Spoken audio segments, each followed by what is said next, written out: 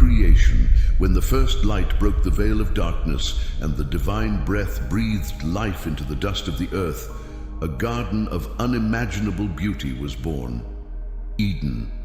There, Adam and Eve, forged in the image of the Eternal, walked in perfect communion with their Creator.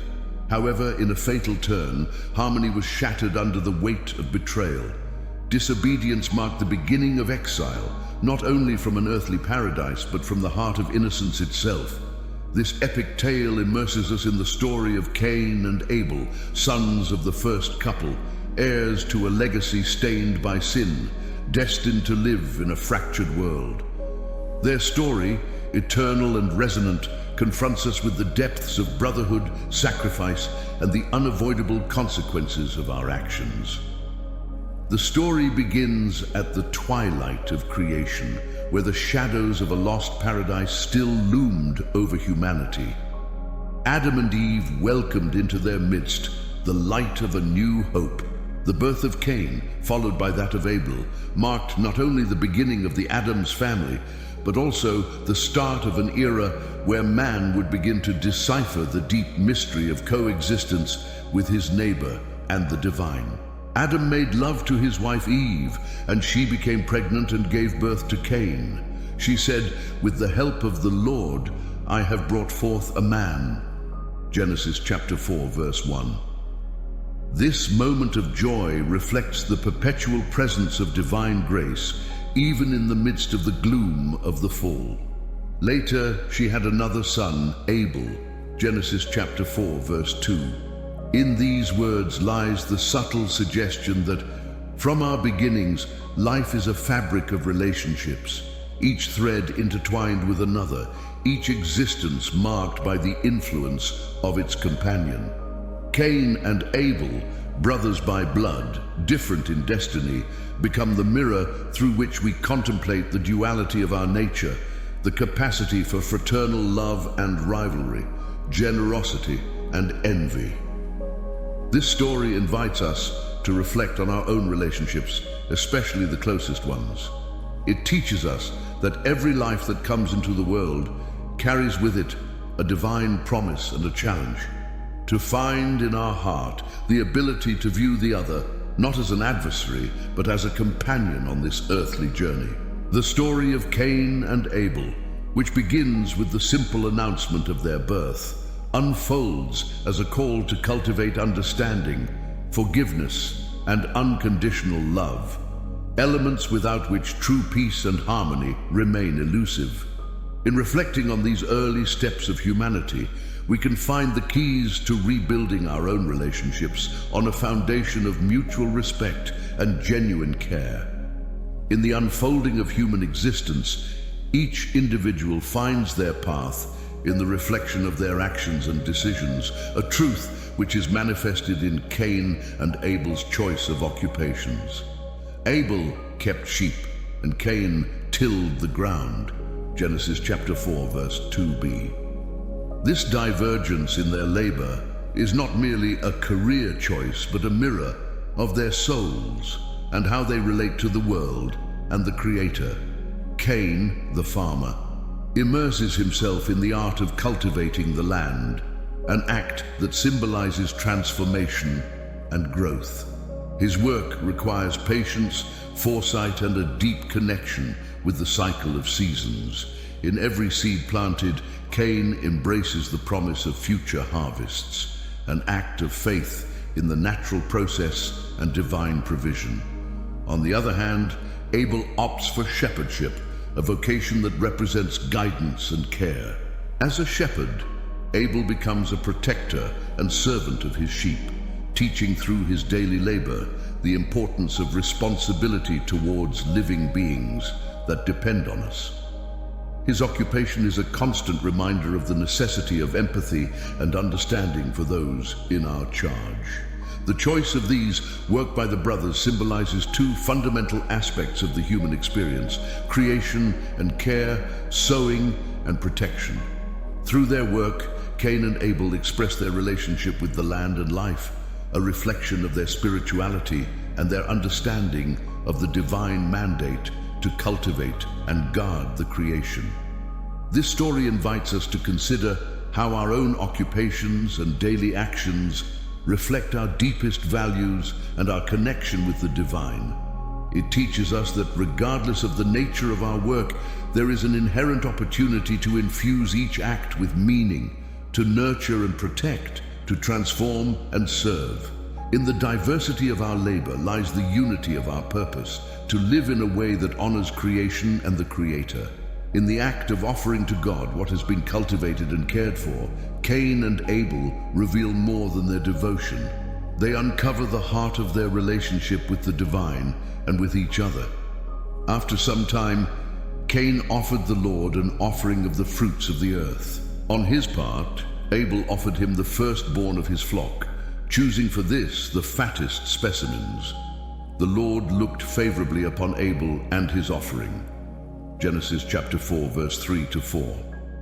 In these actions, there is a deep lesson about the authenticity and intention underlying our acts of faith. The difference in the acceptance of their offerings does not lie in the nature of what is offered, but in the quality and intention of their hearts when presenting them.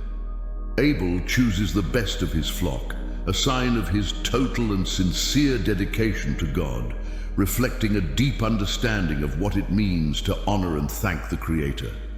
His offering, made with integrity and sacrifice, is received favorably. This episode invites us to reflect on how we approach the sacred in our own lives. It's not so much the outward act of giving, but the inward disposition with which we do what defines true worship. In each offering, whether of our time, resources, or talents, lies the opportunity to express our gratitude and acknowledgement for the blessings received. Thus, the story of Cain and Abel teaches us that the essence of our relationship with the divine lies in the authenticity of our offering. It challenges us to examine the purity of our intentions and to seek communion with God that is founded on respect, sincerity, and genuine love. In the practice of our faith, the quality of our heart is what truly counts. At the heart of our story, we find a moment of deep human introspection.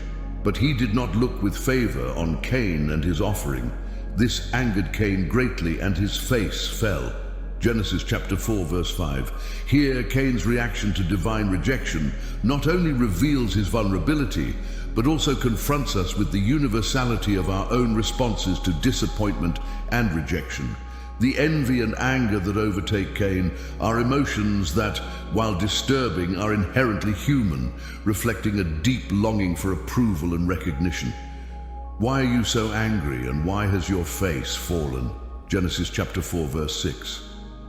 This divine question is not merely rhetorical. It is an invitation to reflection and self-examination.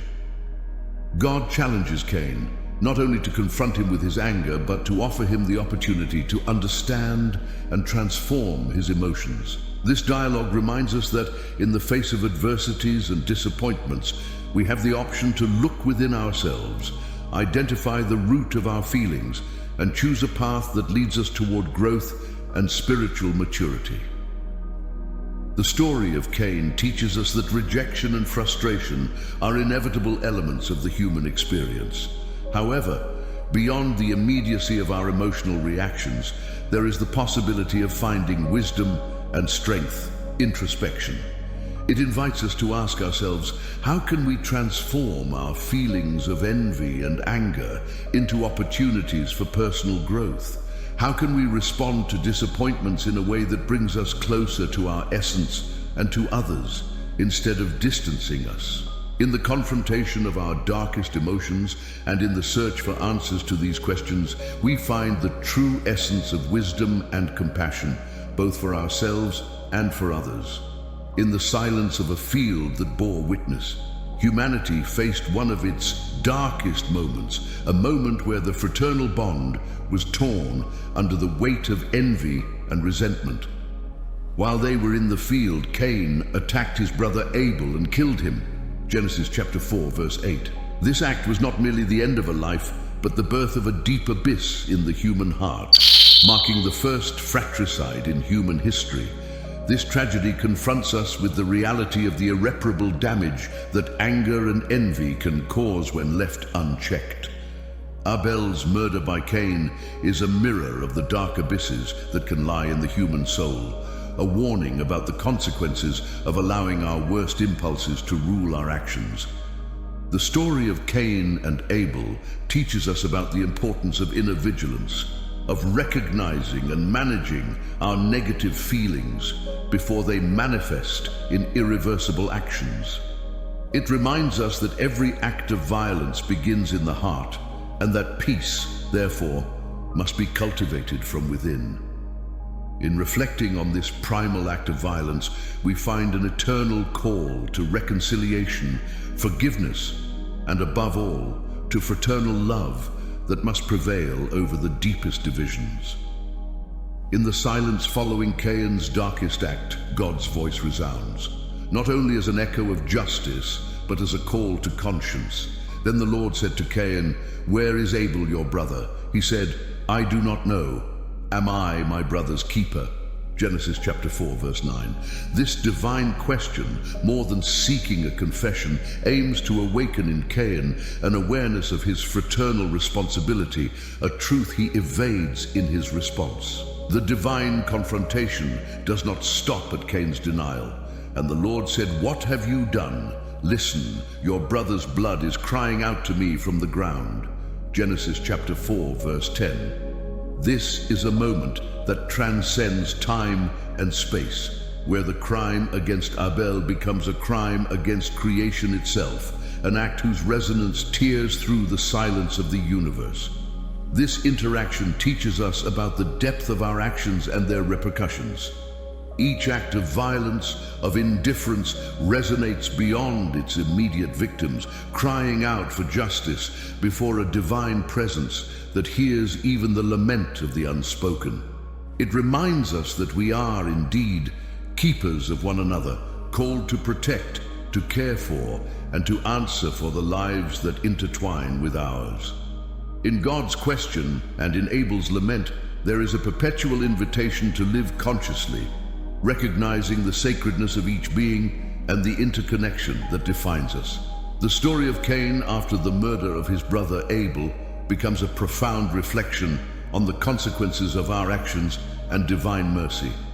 Now you are cursed from the ground, which has opened its mouth to receive your brother's blood from your hand. When you till the ground, it will no longer yield to its strength. You will be a fugitive and a wanderer on the earth. Genesis chapter 4, verse 11 to 12. These words not only pronounce Cain's punishment, but also reveal a universal truth about the reciprocity of our actions and the responsibility we carry for the earth we inhabit. The punishment imposed on Cain is severe, a life of wandering and of unfruitful labor. Origins, our actions guided by envy and hatred, can lead us to a state of disconnection and loneliness. However, in this bleak landscape, a ray of divine mercy emerges. But the Lord put a mark on Cain so that no one who found him would kill him. Genesis chapter 4, verse 15. This mark represents God's protection, even in the midst of justice, a reminder that, despite our shortcomings, we are not abandoned to our fate. This moment teaches about the importance of repentance and the possibility of redemption. Although we face the consequences of our actions, divine compassion offers us protection and the opportunity to find a new path, emphasizing that punishment does not have the final say, but hope for mercy does. Cain's life after exile is a reflection on resilience and the human capacity to find a new beginning even after a fall. So Cain went out from the Lord's presence and lived in the land of Nod, east of Eden. Genesis chapter 4, verse 16. This move towards the land of Nod, whose name evokes the notion of wandering, symbolizes not only a physical exile, but also a spiritual one. Despite being distanced from the divine, Cain embarks on a path of personal redemption through the creation of a new life and community. Cain made love to his wife, and she became pregnant and gave birth to Enoch. And Cain was then building a city, and he named it after his son Enoch. Genesis chapter 4, verse 17.